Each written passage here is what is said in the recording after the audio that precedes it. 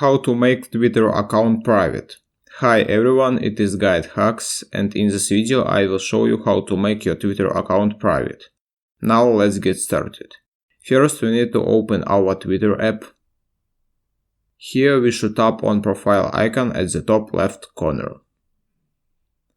Then we need to scroll down and find settings and privacy. And tap on it.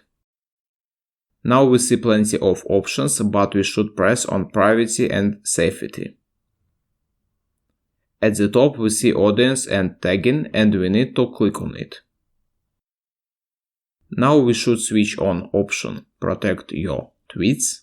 It means the same as private account. And now only your followers will see your posts. To accept new followers on Twitter, you just need to go to profile menu and tap on follower requests. All people who want to follow you will appear here.